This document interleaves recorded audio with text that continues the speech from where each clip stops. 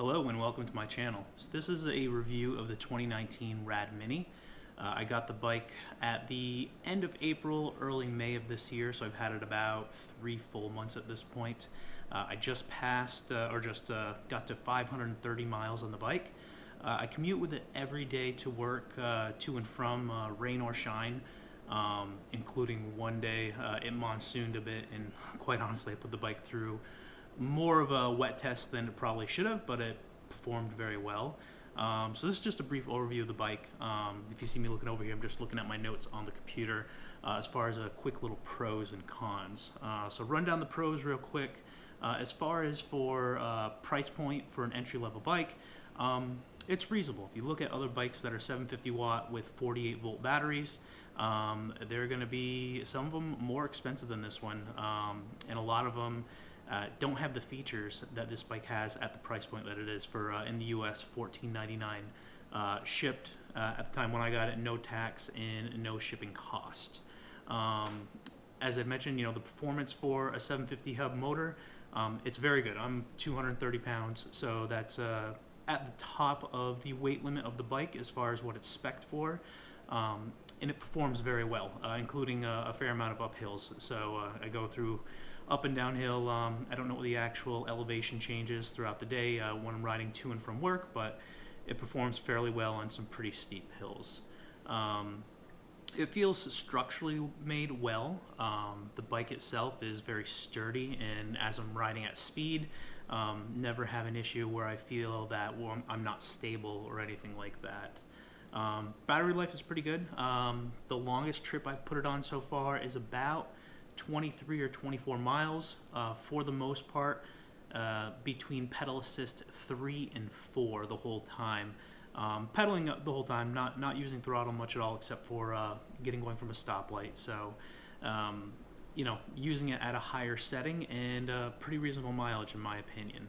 I know there's a lot of other people out there on the forums that have gotten into the 40s and some even to the 50s, but using pedal assist on 1, in my personal opinion, pedal assist on 1, you're pretty much pedaling the bike, and the bike is heavy. If you try to pedal it without the assist, you can do it if you have strong legs, but it's a heavy bike. Rad Power Bikes has a great community here in the U.S. and around the world, but they have a very good community here in the U.S., especially in the New York northeast area. There's a lot of riders that have them. I see Rad Power Bikes on the bike trails pretty frequently when I'm riding. I wouldn't say so much every single day, but 3-4 times a week I'll see other minis out there, see some Stitties, see a fair amount of wagons. So they're out there.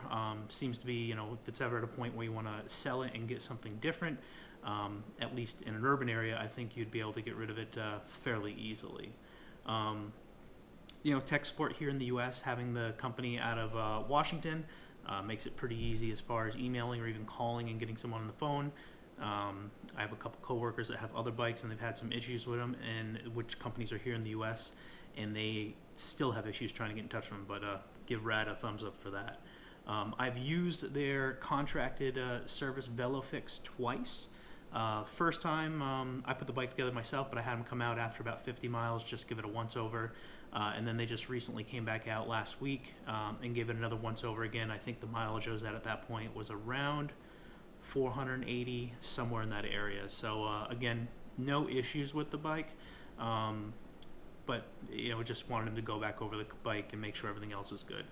As far as the cons, my biggest gripe with the bike would be the brakes. Again, I'm probably at the higher end of the level as far as the weight that they normally spec to have on this kind of bike.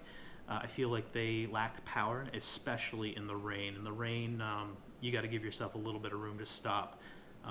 If you squeeze hard enough, they'll lock them up, but as far as just regular power, I've ridden other bikes, especially with hydraulic brakes, and they just feel a lot more secure and a little more comfortable at speeds. Shifters on the bike is a very cheap component in my personal opinion.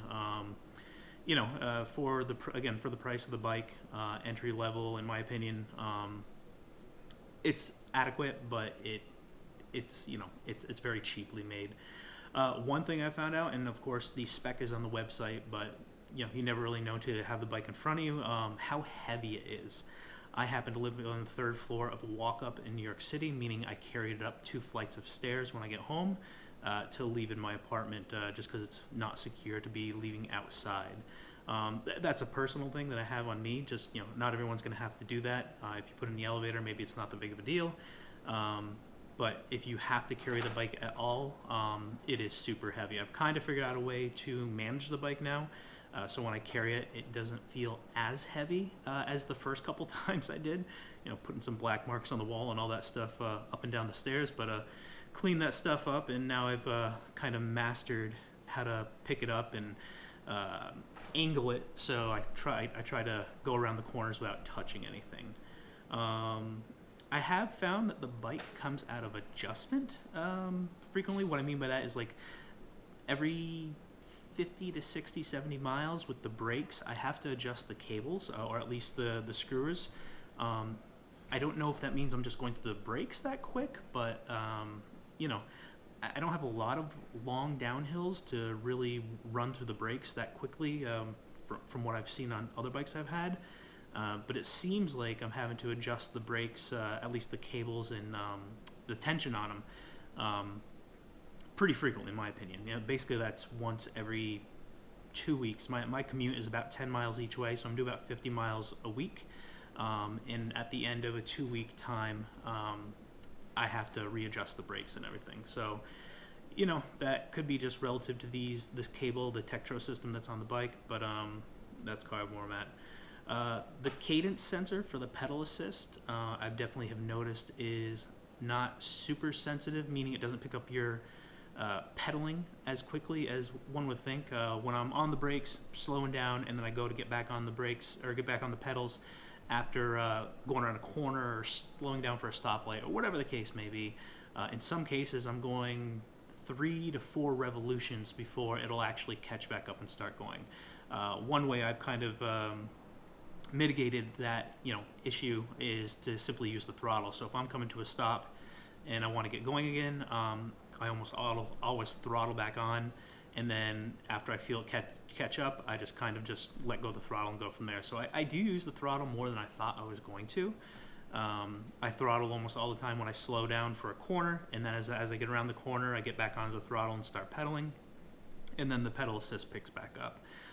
I rarely, if ever, have ridden a full distance where I'm going on throttle. I've done that maybe once or twice, more or less just to see how it worked out.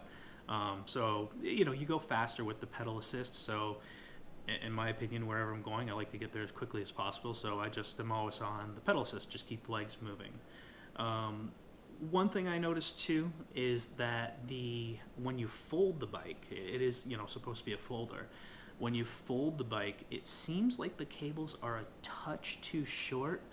What I mean by that is, on the only couple occasions I've actually folded the bike to put it into a car just for transporting easier, I've found some connectors actually tend to disconnect. They just pop apart. Not a big deal. You can definitely just put them back together, but the first time that happened and I go to turn the bike back on and nothing's happening, you get worried because you're like, oh my God, what happened to the bike? But anyways, that was one thing I noticed. Maybe just give a little bit more cable slack. I know reading on the forum, a couple of the other models, I've seen that some bikes, when they arrive with the customers, when they finally get them brand new, that some of the cables come disconnected. It seems to happen in the Rad Rover from the threads that I've read. There's a cable that's inside the frame that during shipping seems to be a common issue where it disconnects. But that's about it. I've been very happy with the bike so far. I have 530 miles on it right now. I think personally I'll probably ride it through the rest of this year, and maybe get something a little bit nicer after the new year with a mid-drive. I've been looking at the Turn GSD a lot. As you saw from the little bit of B-roll there, I do have a seat put on there. It's the Kibble Junior 6 Plus. I got it from Holland Bikes, and then the little foot pegs came with it too. My daughter rides on it, not every single day. She's at the weight limit of what the rack would be, but for short trips to the park or just quick rides over to the grocery store or whatever, it's fine on there for now. So I think at some point I'll probably end up getting a Turn GSD, and then go from there as far as have a little bit more stability for people on the back, or cargo, things like that. So thanks for watching the video. I'll be putting out review videos from time to time, quite honestly, on a little bit of everything. So could be bikes, could be tech stuff, could be a little bit of everything. But if you like this video, please subscribe, hit the like button, and we'll see you in the next video. Thank you.